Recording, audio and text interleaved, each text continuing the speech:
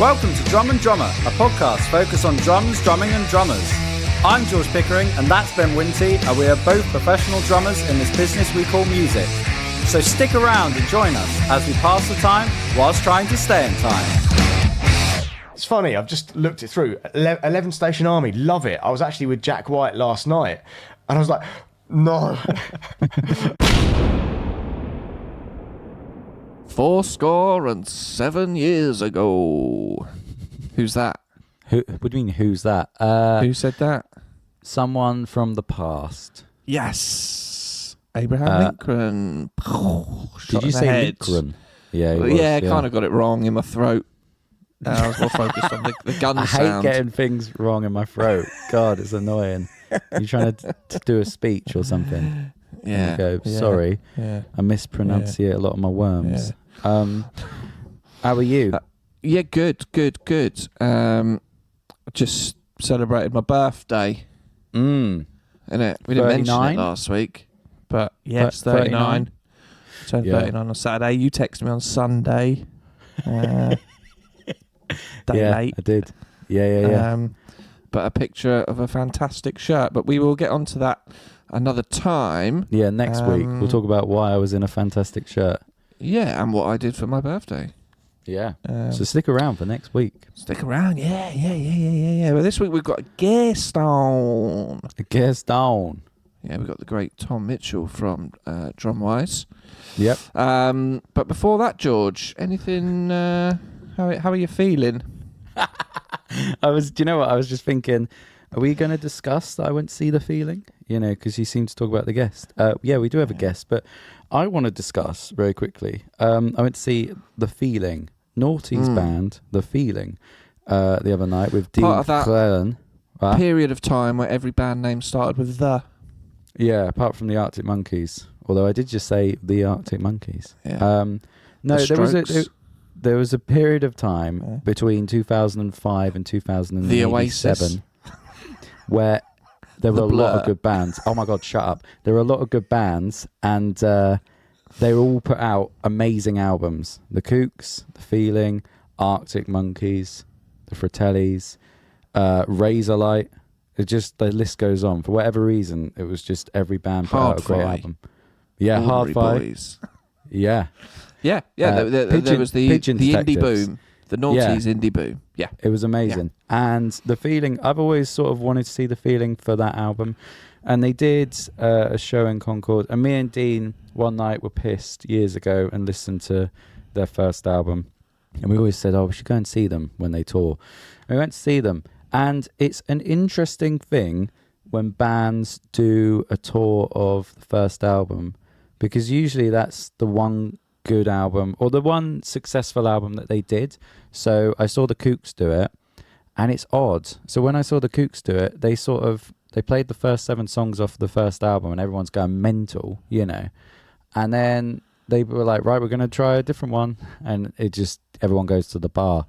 And The Feeling, they just kind of did it wrong, not to slag them off, but they started with a new song and you could see the crowd going, what's this? And then they played one from the first album. It's like, okay, here we go. Fill my little world right up, you know. And then they played another new song, and then the crowd died. And then they were like, okay, now time for Kettles On, you know. I just thought it must be odd for the band to be aware of that, because they can sense it, you know, and they know that people are only there for that first album. And they were saying, you know, like, this is going to be our 7th album out soon. And I went, oh my God, I didn't even know they had that many albums out, you know? Yeah. And I thought, is it just nice that they actually, 20 years later, they can still play these songs and people enjoy them? Or is there a bit of it like, this is Was this advertised as a show where they would play that album in I think it was, but they kind of didn't. I think it was almost because I would expect them to play it from track 1 to track whatever, 10 to 12. When I saw the Kooks, without putting new shit in between, like play that whole album. I know. When I saw the Kooks, I think they did it right, because they did play the first 7 songs and then a few others, and then almost played the back end of the album.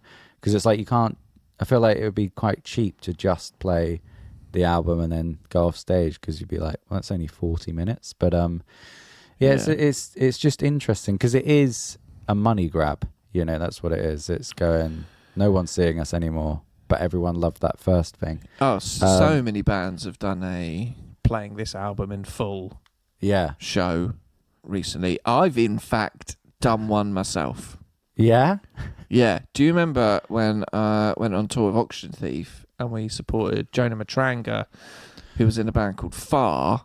Very similar. I didn't really catch this album when it came out, but it was quite an influential album in the sort of emo scene. Some people say it was one of the first sort of emo albums, around 99, 2000, I think. The band was called Far, the album was called Water and Solutions, and Jonah, the singer, was touring that as a 20-year anniversary, and so I think it was 2019 we did it. So 99 the album came out. But since then the band doesn't really exist, so he got session musicians to play, and actually what we did, Auction Thief, we were the backing band. You remember you came to the show. I remember this. How would I forget? I was very ill. And that show was the 20-year anniversary of the album, so we played the album Water and Solutions from start to finish. We did play some other songs, other favourites from other albums, but I'm pretty sure we played every song on that album. Anyway, but yeah, it's definitely a sort of money grab might be a harsh term, but I agree with you. Yeah, definitely tapping into nostalgia for to. That's a nice way of saying it. To generate crowds. Does that make sense? I think so. Because people will still obviously want to go see these bands, but they're offering something from the past, usually a 20-year anniversary. And so many bands have got back together and are doing this thing. But I would fully expect the album to be played in full from start to finish. How would you be do my it? Expectation. I think I'd do... I don't know, because you'd almost want to... Would you want to do it first? Or the trouble is, though, some albums have 4 great songs and the rest are shit. So you really got to... Some albums will have, like, I don't know, like... It was quite popular to have track 6 would be, like, a minute filler of instrumental. Are you still doing that, or are you just skipping that? Yeah, good point. But, well, lots to think about there. We got a guest today, Tom Mitchell. And when we perform episode 1 of the podcast in 20 years' time, word for word, we won't do all the first 15 minutes and then do some new stuff, and then we will do the whole episode verbatim. That'd be insane, and that's a guarantee. Yeah, you can take that to the bank. Yeah. Anyway, we won't. No one will pay for that. Right. No. We got a guest. Can't cash in false promises, can you? I've tried. Does not work. We got a guest. We got Tom Mitchell. He runs the Drumwise drum school over in Kent. They do lessons in person, lessons over Zoom. During COVID, he had his own interview series on YouTube where he talked to some amazing drummers. Top bloke. Should we dive straight in? Let's dive straight in. Let's go. Here's Tom Mitchell.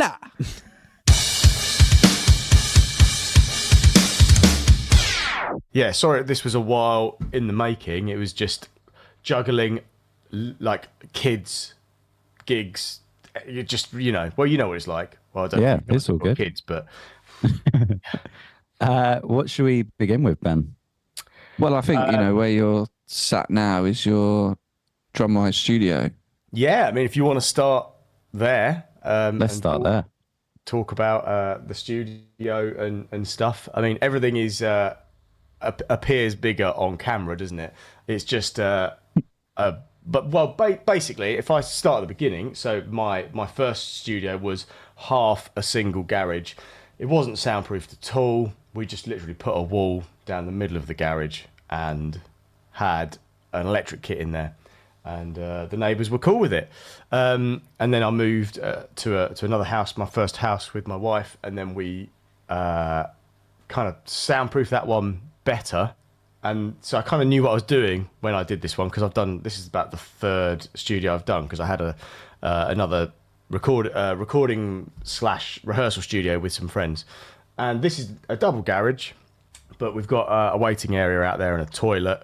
Oh, the toilet was a nightmare to get in, and Yeah, so this is cool. I mean, we've got two kits in here. This is the teacher's kit, and the student kit is over there. It's pretty good. Everyone likes the vibe when they come down. I mean, we're on the Roland kits in here. So this is the VAD 706, and we got the 506, which is been upgraded over there. So it's essentially the same as this one behind me here. Yeah, so the soundproofing does work really well with the electric kit. So you chuck an acoustic in, it's not as good, but it's all right. I mean, I didn't spend silly money. I spent a lot less than I could have done soundproofing it. So it does the job. But yes, the toilet was the hardest part. Digging up the entire garden to get a like, I don't know what you want to call it, a waste pipe under the ground that goes at the right angle to take everything away. Because the studio is downhill from the house and the drain is at the front of the house. So it was like digging a hole up a hill that has to go downhill. Yeah. That's such a good, what's the phrase though? USP? No. Yeah. For parents and stuff, to have a waiting room. I remember when I had drum lessons and there was a waiting room area, and my mum used to sit there. It was great, It just makes it nicer rather than parking on the street. Exactly, yeah. So, yeah, we have the waiting area and a toilet. I mean, some people say, it'd be lovely if you had a coffee machine, but I did try that. Didn't work. It was too much hassle. So, no coffee machine. George, I thought you were going to say the USP was they've got a hole that goes uphill but downhill at the same time. Come and see the magical, defying gravity. That's why Tom's been waste going, pipe. 20 years, because he's got a hole that goes up and down. Ben, did you want to discuss Roland kits? Because Ben recently just bought. Yeah, go on. Yeah, I just got the 504. I mean, I got it to now switch to all my function playing using that kit, just because there's so many sound limiters these days. And I saw, on your website that you were using them. What was your kind of, I guess, sound issue being one of them? What made you go for those Roland kits as a teacher? It kind of goes back to the very beginning. For my 18th birthday, my dad and my granddad kind of clubbed together and kind of got me a TD8, and that at the time the TD8 was mega. It had just like that PD7 type pad for the hi-hat, just a hard rubber pad, but it had all the other drums were mesh, and it had like I think an 8-inch mesh kick drum, and it was at the time 20-ish years ago, it was a beast, so I got that because of the studio that we were in. It couldn't be too loud, and at the time I wasn't teaching, it was just my 18th birthday present kind of thing.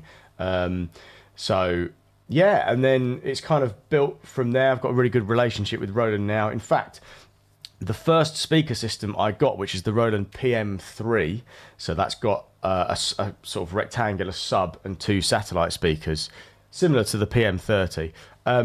I still use that to this day over on the student kit, and that is 20 years old, and it has done drum lessons, like a lot of drum lessons, for 20 years. So that's testament to how good the Roland build quality is. And just over the years I've worked with them. Jules there is a friend, and I did a product ad for them as well a few moons ago now for I can never remember what it was, Roland TD1 KPX2, I don't know, it's some portable kit. Catchy name. Something like that. I have to type it to remember what it was. And a few times people have sent me a picture going, I'm in Anderton's and you're on the screen, because it's still apparently on this like reel of Roland stuff, even though I don't think they sell the kit anymore. I absolutely love them. I mean, I will say that, for people that are looking into kits, I personally think after all these years of using them that it is a different experience to playing an acoustic kit. You have to realize that the cymbals are rubber on these things, they're not metal, and a lot of our students, when they get on an acoustic kit, they're like, oh wow, this is chewing up my sticks hitting a metal thing. But I mean, it's just because they're not used to it with the rubber cymbals. But as long as the kit's good enough, you can play it in the same way and you can learn in the same way. I think the cheaper kits that you can get these days, you know, your 250 quid cheapy ones, I try to get people to avoid those because there's lots of things that can go wrong when you're learning on the wrong thing. So yeah, the Roland stuff is awesome. Obviously there are other brands that are pretty good, but to be honest, I've never found anything that's quite built the same as these kits. What kind of things would you say go wrong if you're laying on the wrong kit? Well, okay, so a really big one is kick drum technique. So the only way I can really describe it is if you look up a sort of cheaper entry-level drum kit, most of the time it's not going to actually have a kick drum. It's going to have, I call it a button on the floor, you know, a little switch on the floor that's your kick drum. So there's no mechanical movement, there's no beater hitting a drum. So when you learn on that, and people have had one of those for 6 months and they go, oh, I'm going to have lessons, and they come here and they're stamping on the pedal and they don't understand that actually, you know, you've got this beater that's hitting this drum and you've got to control that beater, and there's different ways of landing that beater, you know, whether you bury it, whether you let it come back and let the drum breathe, heel up, heel down, all these different techniques. That's the big one. And if people are trying to do like fast doubles on the kick drum, they struggle on that kind of button kick drum. So things like that. And also, you know, setups as well. So like you get this, I think there's a Carlsbro kit possibly that has got like one rack tom, one floor tom, and the rack is so small, and I've had students with that, and just to try and get it set up in the right places. I mean, the pictures people send me sometimes of where things are, it's like when you see on you know, on eBay a drum kit for sale, and like the hi-hats on a cymbal stand, and you know, it's the setup aspect of it as well. Whereas with a Roland, especially if you can afford to get one of the ones that actually looks like a drum kit, it's a lot easier to get things in the correct position because it is laid out like an actual drum kit, like the sizes. So I think it's mainly the kick drum, but yeah, also when people set things up and they're like reaching a million miles to get to a tom. Yeah, do you find there's like a visual appeal as well for when students come that they, although they're not playing an acoustic kit, it's the kind of closest thing, and because they do look impressive and they blur that line, don't they? Absolutely. So as soon as Roland announced I think the first one was the VAD 506. I think so, with the TD27 module. I already had a TD30. No, that can't be right. I already had a TD50 module. So it's a TD50 was the kit. So I already had the TD50. I've had so many over the years, it's crazy. So I already had the TD50, and I sold the kit without the module because we had two of the kits, and I sort of broke one into bits and I sold the other one as a whole kit because they announced the VAD 506. But I knew that the TD27 module wasn't quite, it was like the younger brother of the TD50. So I wanted to keep the 50. So as soon as the new kit came, I sold the TD27 module straight away, you know, brand new module. Someone got a lovely bargain for that. So I kept the module, which we still use over there on that kit. And I just, it's a game changer. When someone walks in, excuse me. That was clever. I like that. What, my mute? Yeah. I'm just getting, I had a bit of a cold. So flipping children giving me cold. Yeah. So sorry if I sound a bit snuffly.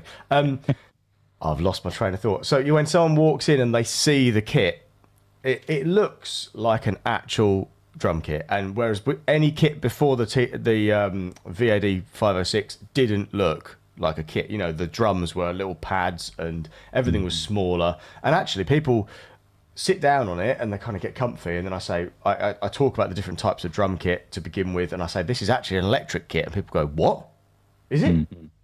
Because they don't realize, even though there's cables everywhere. So yeah, that does make a massive difference. And actually I think you were saying about using your kit for like live function stuff. I just took this one out on tour with Emma Stevens, and we've used it a couple of times.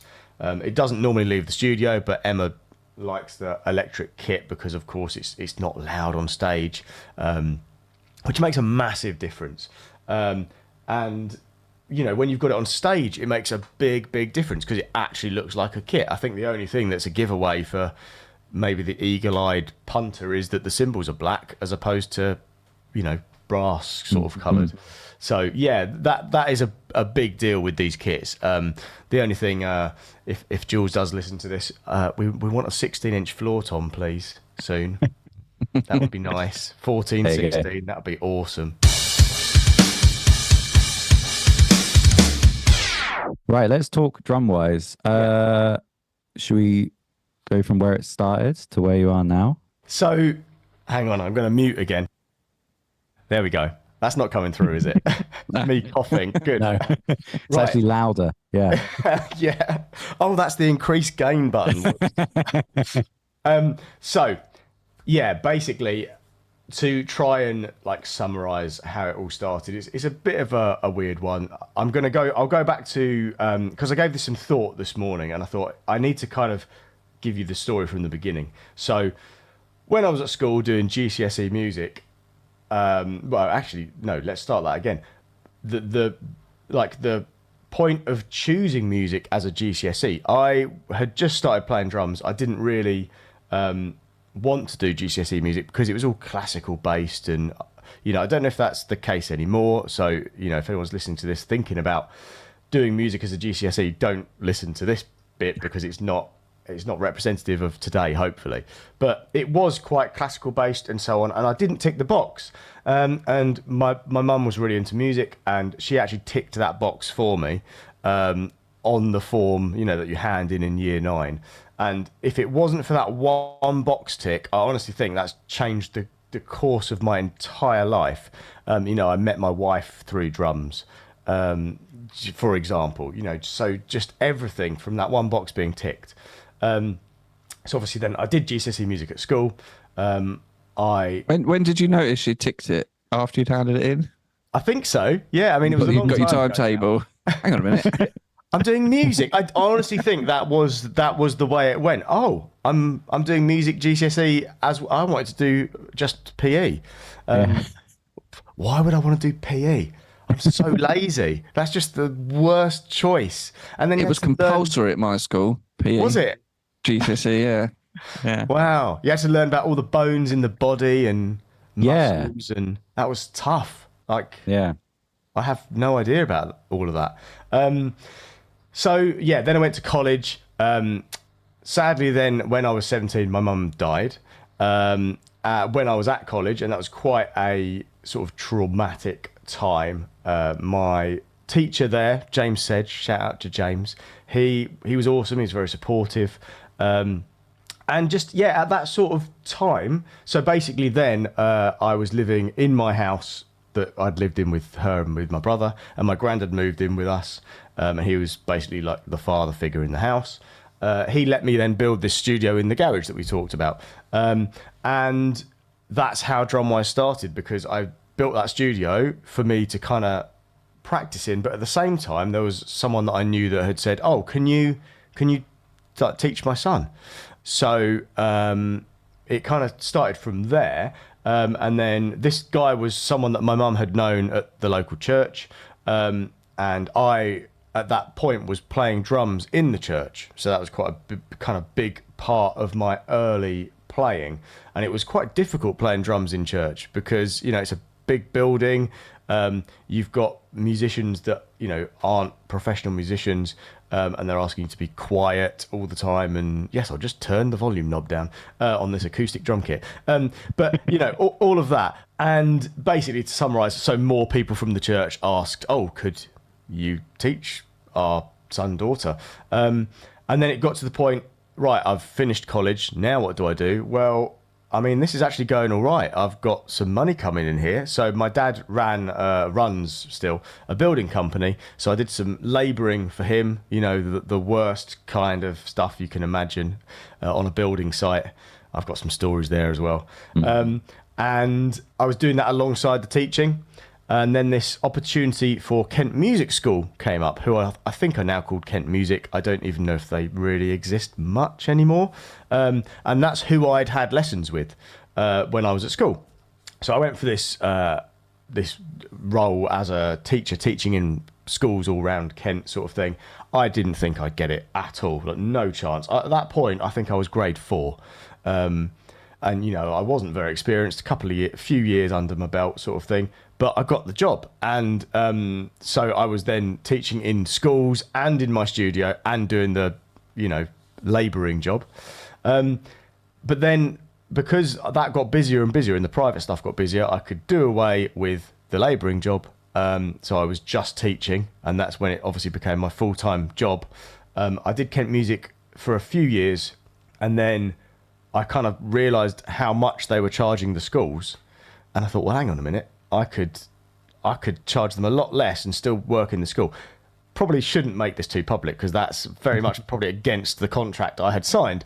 But that was a very long time ago. And so, yeah, then, you know, I let the relevant time pass as it said in the contract.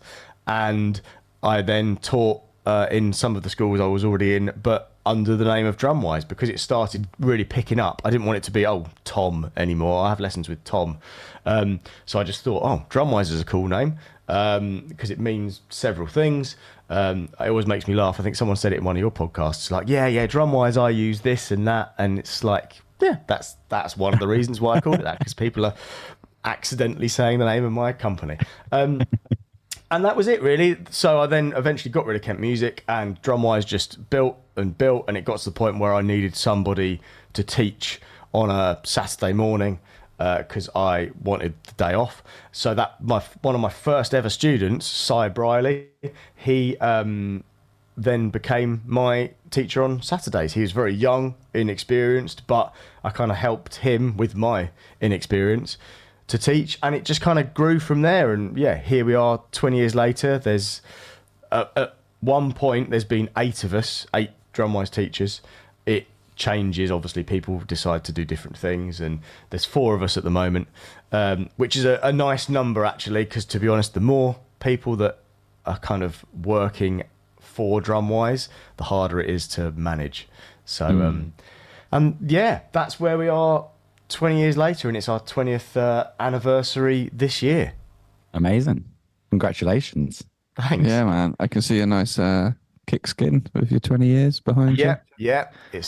Well, we've got a few events going on, so I just had some extra stickers made up for things. They'll go on kits for various things. We've got master classes, and we had a recording session for students this weekend, so they got to go into a studio and record with a producer, engineer, to see what it's actually like to do it in person. It was hard though, because they got 75 minutes each. So to track a song in 75 minutes when you are still very much like new to the instrument, that's hard. Yeah. But they did so well. So we had 13 students do that. And yeah, we've had a masterclass already with Mark Pusey, Ed Sheeran's drummer. And then we've got one coming up in June. So if you're listening to this after June, then this shameless plug is going to be pointless. 22nd of June with Greg Potter, who's the Buddy Rich Big Band drummer. So they're doing a run at Ronnie Scott's, and then he's coming over to the Maidstone area to do this masterclass, and Kathy Rich will be there with him as well. So that should be, I'm really looking forward to that, because he is an absolute beast at both rock and jazz. So to see that up close and personal is going to be amazing. So speaking of Drumwise, obviously in start of 2020, there was a big disease that came around. Was there? And yeah, I don't know if you heard about it. But you started doing interviews with some big name drummers. How did that come about? So obviously COVID was crazy for all of us kind of music folk. And that was the first time in, it wouldn't have been 20 years, what would it have been? Let's say 17 years. The first time in all that time that I actually thought, oh, okay, what I've built here is going to crumble. You know, that all the time that I've done this, to be honest, I've felt like a fraud, you know, because I don't play drums. No, but, you know, I just... Let's talk about cooking. You know, your bolognese thing you were talking about a while ago. That was great. So yeah, that was the first real time that I thought, okay, this is actually ending. But, you know, credit where credit's due. I'm not political at all. I don't care. I just don't want to get involved. But the government did actually save me in that instance, you know, with the, I don't know what it was called, but, you know, because I pay my tax, I managed to get some money from the government, and it just about did, like, helped. But that, before that all really came about, I was like, I don't know, like, what do I do with my time? Like, we're all stuck in the house. I've got a young child. I've got another one on the way as well. So my daughter was born in 2020, Wow. in August 2020. Yeah. That was so fun. No, it really wasn't. My wife will tell you that. Yeah, she had to go into the hospital on her own, and I had to wait in the car park. Wow. I know, absolutely bonkers. So, who was the first one? Gosh, I probably should have looked that one up. What of your children? I think you should. Which one was? I don't blame you. It was all a blur those years, isn't it? No one really. Yeah. That's excellent. Don't encourage him, Tom. Shall I have a look? I'm gonna. We can pause and. I'm gonna look. Well, I won't mute or anything. Let's just, you know. Let's just. Although see. you can. I mean, I listened as you've shown us. to the one with my good friend Matt Hector, and didn't he have to go for a wee? Oh yeah, he went for a wee. So. I mean, the first 10 minutes was trying to get his mic to work. So. Oh right, okay. Chaos. I mean, I tell you, Chaos. Matt's was one of the first ones because I knew Matt already. Let me just scroll down here because there are. I've got a feeling, I could be wrong. Is it Craig Neal? Oh my goodness! Right, you've reminded me. Well done. But I don't know if that's right. Then. Okay, so actually, that's kind of right. So I did, my idea for doing interviews with people came about before COVID. So when was this one? Let's have a look. This was October 2019. So I interviewed one of my former students. So Holly Mallet, she actually was also a teacher for Drumwise. She had lessons with me many years ago. She's in a kids band. If anyone that's listening to this has kids and their kids watch CBeebies, they will know Andy and the Band, the program, or Andy and the Odd Socks. So she is the drummer for this like TV, this kids TV guy called Andy, who's done shows for years with dinosaurs and animals, and you know, he's a big name in the kids TV world. And she is Moxie in this band, the Odd Socks. And my kids started seeing it on TV. Well, my kid at the time, 2019. And I said to her, should we do an interview? So I met up with her in Stratford, and we did an in-person interview outside the Olympic Stadium. That was the first one. And then COVID came along, and I've known Craig for a while. Through kind of a family link, really. So Craig was the drummer for Twin Atlantic. I was a really big fan of that band, and I didn't actually know about the family link. So my wife's cousin's husband was their tour manager. Wife's cousin's husband, who they live in Scotland, and they're a Scottish band. And yeah, I was such a fan of them. And when I found that out, I was just like, what? That is insane. And for my 30th birthday, if you're listening to this, this is going to mean nothing. I'm trying to move my finger in the right place to point. That drum head that's there is from Craig for my 30th birthday. So I got that, and that was awesome. Like, his drum parts are just amazing. And that band, like their music to a certain point was fantastic. Obviously, they're still going now. Craig's left, and they've got a new drummer in. But anyway, I approached Craig. We'd talked about it before, but he was so busy touring. But then I thought, well, hang on a minute. He's not going to be busy touring. He's at home. He's not doing anything. And he was like, yeah, sure. And we just found a time. We did it. And that was the first sort of lockdown interview, if you like.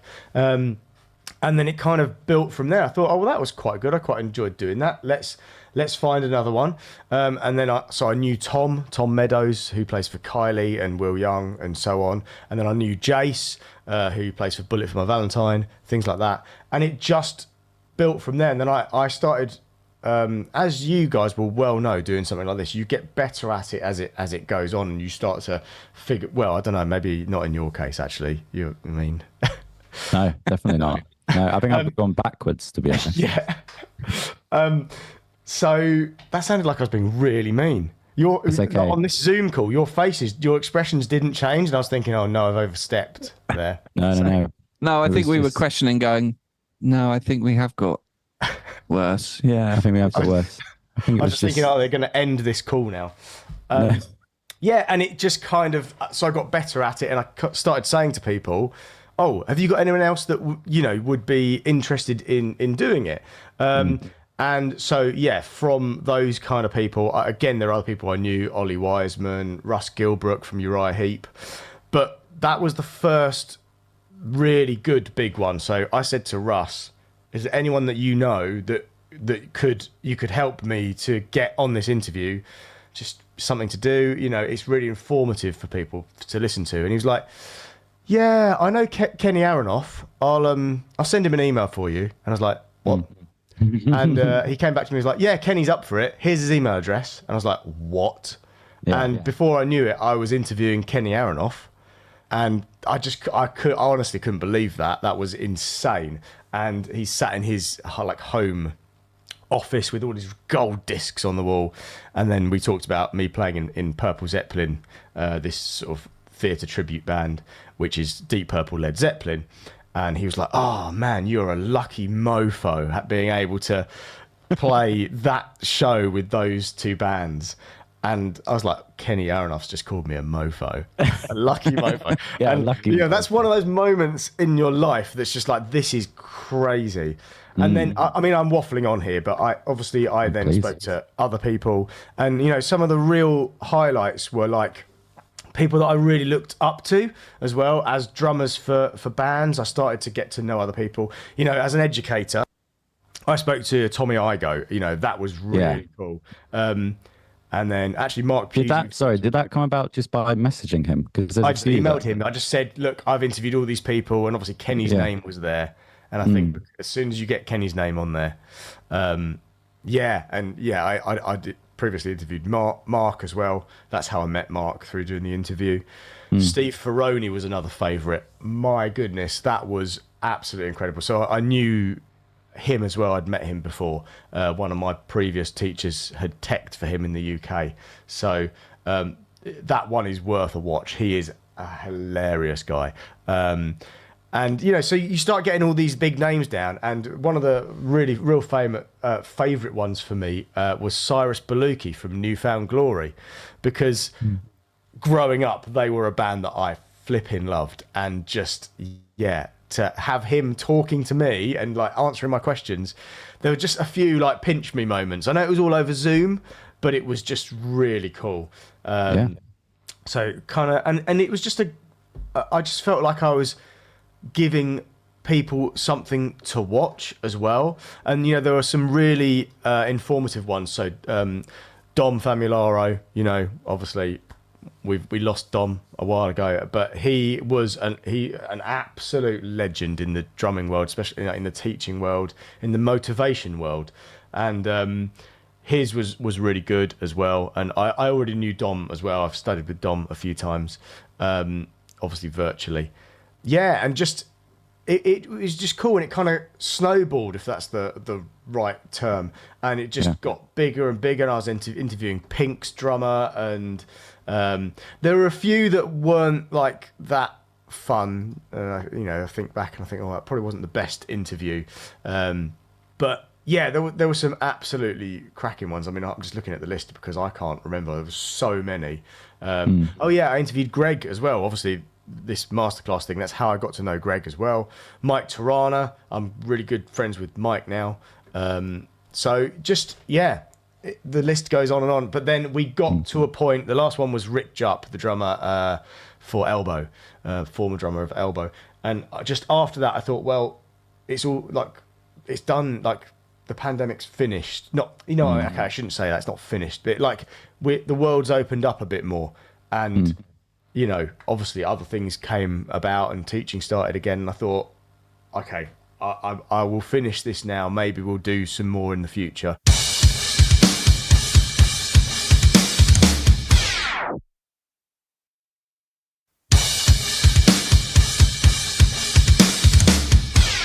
let's talk about your book, Find Your Beat. You said you wrote this in lockdown? Yeah, I was a busy boy in lockdown. Yeah. So, and actually, just to say the quote, actually, I've got the book here. I know that your podcast is audio, isn't it? So there's no point in me going, here's the book. I am doing that now. We can do a screenshot of that. We'll screen grab that for sure. Yeah, we'll screen grab that. So, but Dom's quote was, "This is a breakthrough in getting started on the drums." And I mean, yeah. I mean, he probably actually after that said, "However, I think the content is really shit." No, he didn't say that. So I've stuck stickers on every single book now with that quote because that's just amazing. So yeah, like I feel like I'm just waffling here. So well, can I just say that was going to be my question about having bad guests, a good guest, you just ask them a question and they waffle, so don't apologize for waffling. Yeah, I would have that. I'd be like, so who's your favorite drummer? And they just go, John Bonham. Yeah. Okay. It's like when you watch Who Wants to Be a Millionaire and they're like, and then they're clearly briefed before, but some of them just go, Moscow. Yeah. It's like, you might want to talk about that a bit more. Why did you choose Moscow? It's a weird. There have been interviews because we usually do it for about an hour, and I'll have a list of things to ask, and I'll be like, right, I'm at the end of my list, and I'll check, and it'll be like 10:12, and I'm like, oh my god, that's it, we're done. See, even the fate in mine, I'm going back to where we were now with the interviews, but with mine, I asked, what's your favourite biscuit to everybody?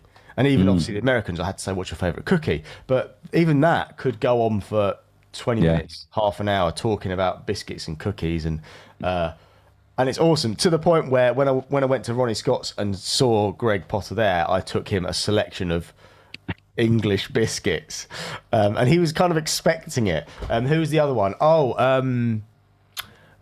Another time was Craig McIntyre from the Goo Goo Dolls. He was one that I interviewed, and that was an amazing one as well. And he got me some tickets to go and see them at Hammersmith, and I was hanging out with him before the show, and yeah, I took him a nice tray of biscuits because he's actually from Scotland originally, so I gave him some shortbread and stuff, which he can't get when he's in the US. I love it. Where were we? Oh, we were talking about the book, weren't we? Yeah. So it actually all goes back to kind of the interviews, but also a bit before. So I mentioned earlier a buddy of mine, Jason Bold. I've known Jace on and off for a really long time. Went to see him do a masterclass for his drum ROM. That's how long ago it was, as in CD-ROM. Wow. So it's probably not available anymore, but that was amazing. The music on that, he wrote it all himself, he recorded it all himself, I think, and it was just like a CD-ROM that you put into the computer, and it came up with all the transcriptions and videos of him playing it and stuff. It was way before its time. That must have been 22 or so years ago, something like that. And I saw him at the waterfront in Norwich, I think it was, and then I kind of have kept in touch-ish. I went down to his place and had a session with him there, just because I thought, I can learn so much from this guy, so I'm going to. And I had a gig in the area. So we arranged that. And I said to him, no, I didn't. That's not what happened. He said that he'd been trying to teach someone, but he'd been finding it really difficult with like what to give them because they were a complete beginner.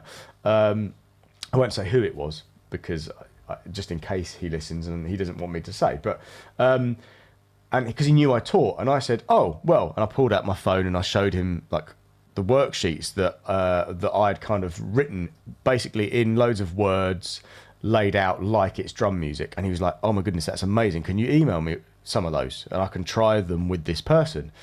So I did, and he said that the person had got on really well with it, and I was like, oh, that's really positive that Jace is saying that's really cool. And I thought, and he said at the time, you should put this in a book. But that was a while ago, like way before COVID. And then obviously COVID hit, and I thought, right, I've actually got time now to put this together. but I didn't do anything about it because I was concentrating on the interviews. And then I interviewed Rob Wallace from Hudson Music. So most drummers, I hope, will know Hudson Music. They've been around forever. Video material, fantastic educational material. I remember the John Blackwell DVD. That man was just, a legend. John Blackwell was amazing, and I watched that DVD till it just didn't work anymore. That was all on Hudson Music. So interviewing Rob was really cool. And at the end of the interview, I don't know how, it just come up in conversation about me teaching and this sort of material. And he said, send it to me. Send me some stuff. So I showed him, and he said, yeah, put that in a book and we'll get it out for you. So I said to my wife, right, I've got a bit of a project to do pretty quickly here, because he's just said that he will publish an ebook for me. We need to do something. So credit to my wife. She helped me a lot with like getting the book, like reading all my stuff and making sure I hadn't put spelling mistakes in it and getting the layout right. It's really hard to write a book. I've spelt drum wrong. Yeah. She's heavily pregnant. Like, why am I proofreading it again? Yeah, you have exactly. the baby. I'm going to write a book. Yeah. And I've got a Zoom call in a minute. So if you keep it down. It was like that. It really was. So it took a really long time to get it all laid out nicely, because I was like, how do I even get an actual book? Because I thought, well, if they're doing the ebook, Hudson Music, I'm free to do a printed version. There's no publisher. I can just do that myself.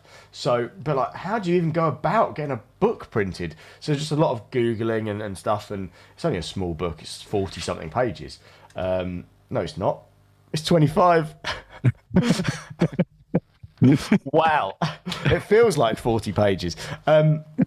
So yeah, I got that all together and kind of used the worksheets that I use in the lessons, but tarted them up a bit and made them look better and different to the stuff I use in the lessons, because I don't want people to come for lessons and just be using Find Your Beat. That's not right. They should be given separate sort of material. I mean, we use the same sort of exercises initially, but then we jump past it. But some students buy the book because then they can do it at home. But then I had to film all the content as well. So every exercise has a video that goes with it, because I find that people like to be able to hear something or watch it before they play it.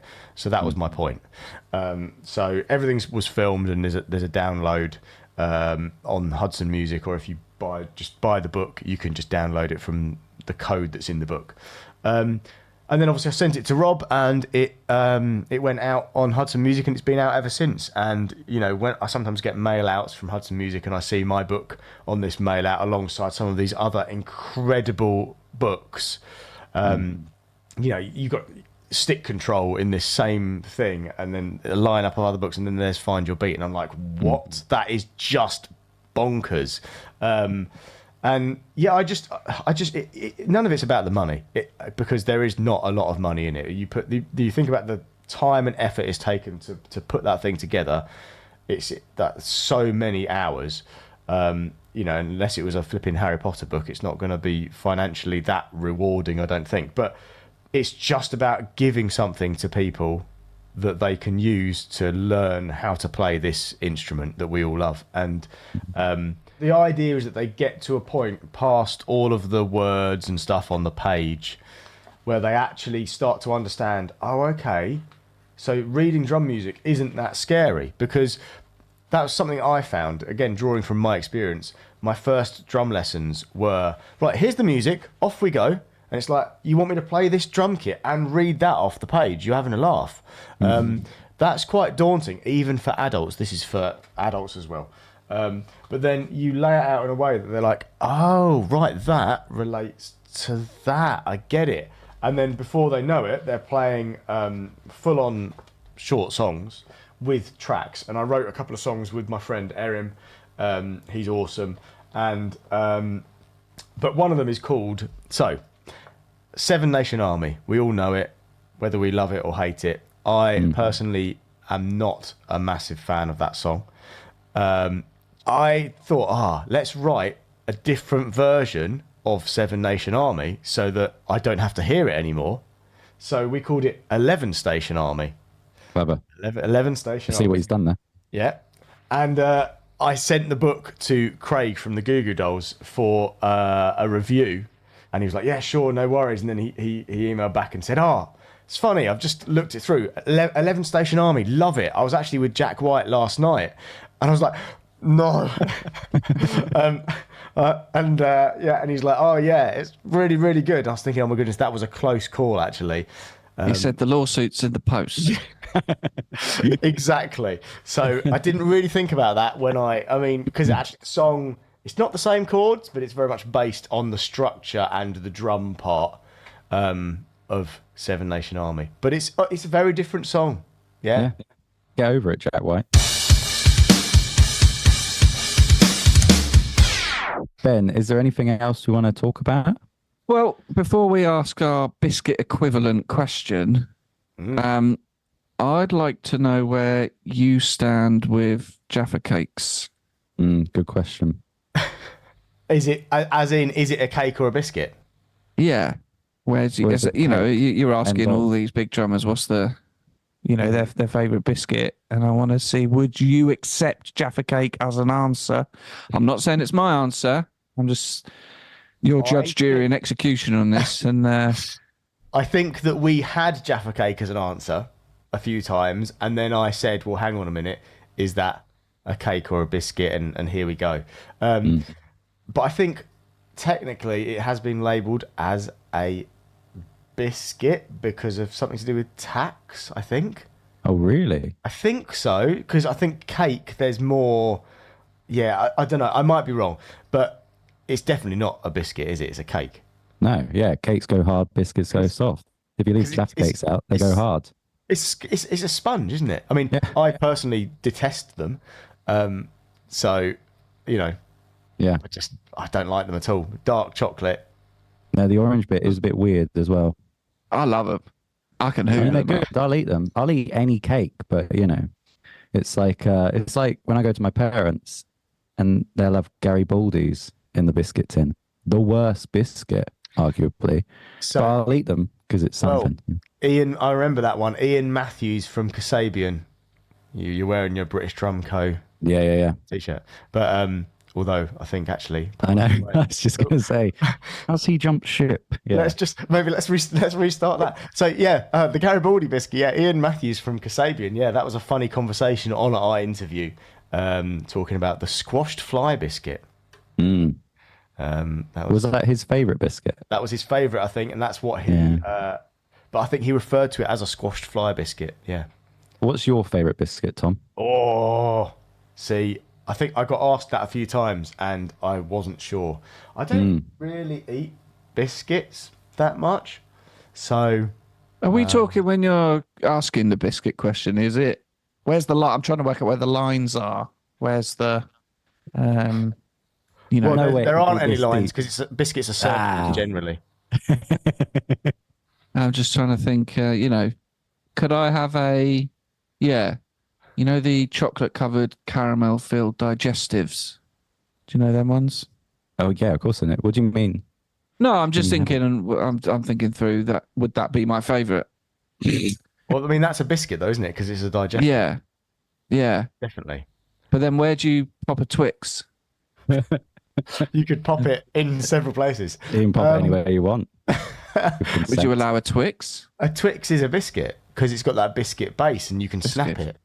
So, I see. Yeah. Surely that's it. You can snap a biscuit. Snappable. Snappability. So, you could snap a Kit Kat Chunky? Kit Kat Chunky. Although, is it biscuit or just wafer? Yeah, but you get Pink Panthers, and you'd argue that they're a biscuit. Isn't a wafer a biscuit? Because when you buy, one of those selection boxes for Christmas, it's a biscuit selection. You'll get the wafers in there. You don't get the old Jaffa Cakes in there, do you? No, you don't. No, you definitely don't. I'll always remember that Jaffa Cake advert, the full moon, half moon, total eclipse. You don't know what I'm talking about, do you? I do. No, I don't. George didn't understand you'd been tangoed the other day. Yeah. Too young. Yeah. It's an age thing, exactly. I know. You two are in your 30s, though. I said, "Oh, you've been tangoed." He went, "What?" I was like, okay. I don't want this interview to end, and I have more biscuit questions. Is my thought right now, but I think But I haven't answered about my favourite biscuit. But yeah. I don't really eat biscuits. I'm trying to think what's in the cupboard. You know what I get? Where I go every Monday, I go to the shops with my daughter at the moment before she starts school. So we go around the shops and we always buy a packet of iced buns because so it's not a biscuit. The finger ones, like the 6 in a pack. Yeah. They're not expensive. They're not too bad for you. Maybe I'm wrong, but I'll snaffle one. Depends of those. how many you eat.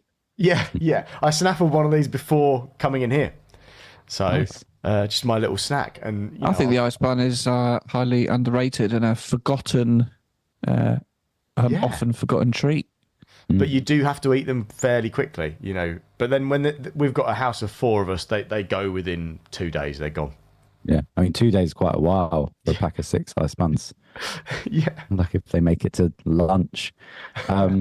Who's your favourite delivery company? Let's go. Oh, yeah. Now, see, I had completely forgotten what that was going to be until you just said it because I remember it from listening before.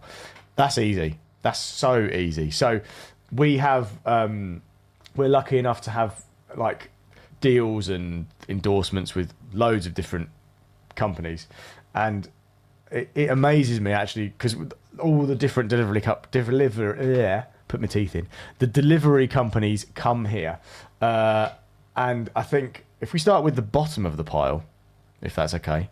Yeah, please. However, I use them to send stuff. Interesting. Hermes/Every. I think in terms of delivery are at the bottom of the pile because they will like boot a snare drum over my back gate, and leave it in the rain. So that's why I always if I send it with them, I send it with like signature because then they can't do that. So yeah, they're bottom of the pile. Top of the pile, definitely hands down, DPD. Okay. Because they seem to care about what they're delivering and they seem to be careful with it and you can track them. And I know our local driver, Gino, so he knows that if I'm in the studio, if he sees the doors up, he comes down here. Yeah, and so they're great. UPS a close second, I think. And actually Royal Mail, to be honest, they're a delivery company. They're pretty decent. Like round here, they seem to be all right. What's the other one? DHL. Nah, don't know. Yeah, they're forgotten about a lot. Thrown over the gate. Yeah. They seem mysterious to me, DHL. I don't quite get it. Whereas, they're a bit sus. They've yet to prove themselves, but they've also yet to fuck up. So I don't know where they lie. I'm in fact expecting a Royal Mail delivery this morning.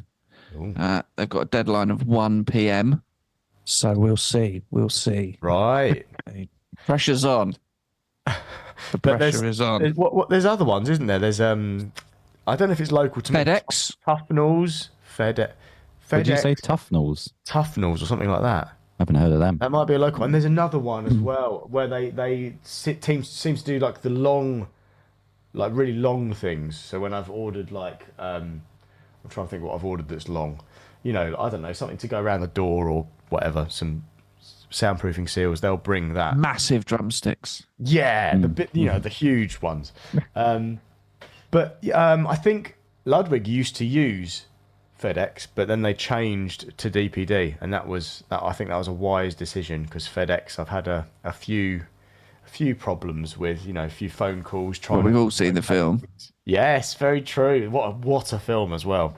That was quite a risk, that joke there, Ben. You might not have known the film. Yeah, I think, I wouldn't have assumed you know the film, George, because you haven't seen any films. I haven't seen any films, but I have seen it. I'm just pretending that I know it. I don't know what you're talking about. Do you mean Shawshank Redemption, yeah? I was talking about Forrest Gump. Yeah. That Tom Hanks film, of course. I don't understand with DPD, though. They've got the vans with the red livery stuff and then the blue ones. And my driver, the local driver, Gino, he sometimes wears all red and he comes in the red van. And then he's sometimes wearing all blue and he comes in the blue van. What? Well, I'm trying to think if I've ever seen blue. I've seen the blue, the DPD local. I believe it's DPD local. Maybe they use that for deliveries made within a certain radii. Radii. And the red is for ones that travel further. I don't know. Maybe. I mean, I think if this podcast ever finishes, the last episode will be an interview with the CEO of DPD. Yeah, I think so. Yeah. Or Gino, if he's free. Yeah. I'll get you in touch with Gino. Yeah. Every time he comes, he's like, "Oh, new drum." Not this time, no. But yeah, my wife comes into the studio and she's like, "Oh, an orange snare. Have I seen that one before?" I'm like, "Yeah, yeah, definitely." And now I've just said that on here, so yeah, brilliant. Seems like you've got more. No. That's I've always had 10. Yeah. Right. Thank you so much for joining us, Tom. Yes. My pleasure. We'll put links up to all your stuff, your book, and Drumwise. And it's the Kent. You're in Kent, aren't you? Yeah. So yeah, we are the studio is in Maidstone, just outside Maidstone. But we do virtual lessons as well. We've got a really good camera setup, cameras over both kits and stuff. So, but yeah, also obviously people that want to learn with Drumwise from a distance and don't want to do virtual lessons, yeah, Find Your Beat is available as well. It is only 15 quid. There you go. That. Well, thank you so much. Thanks a lot. Well, that was our interview with Tom Mitchell. What do you reckon the O stands for in his name? I don't know. I need to ask him, actually. Maybe I'll have asked him before this, but on one website he's Tom O. Mitchell, and some he's just Tom Mitchell. What could it stand for? Owen is up there. Oh, yeah. You were thinking of actual names. I was thinking of funny words. Oh, no, I was actually Oblong names. Yeah, great chat. It crescendoed. I felt like it was a perfect example of a chat where the longer you talk to someone, the more you get to know them. And that's something I always enjoy. You know what I mean? I feel like I know him now. I feel like I could ask him round for a cup of tea and a crumpet. Yeah, and a biscuit. And a biscuit, yeah. But not a Jaffa cake. Not a Jaffa cake. No. Well, maybe not even a biscuit because he doesn't really like biscuits. But, anyway.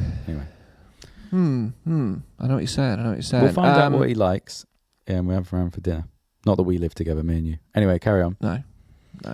That'd be weird, Far wouldn't from it? I can't stand you sometimes. And but yeah, here we are, episode 131. I'm kidding, of course. That's okay. No, I was going to say, lovely to see the Rolands. I feel slightly more justified in my purchase. Yeah. You know?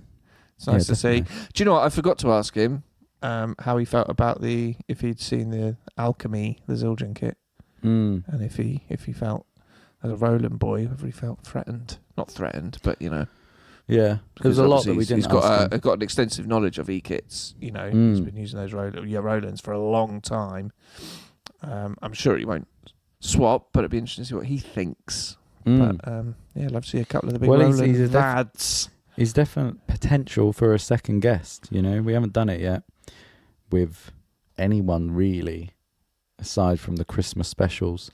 Yeah, but, not done it with anyone serious. Yeah, no, we love you, Josh and Elliot. We love and you. Elliot don't count. And Neil, we love you. And Neil when he turns up.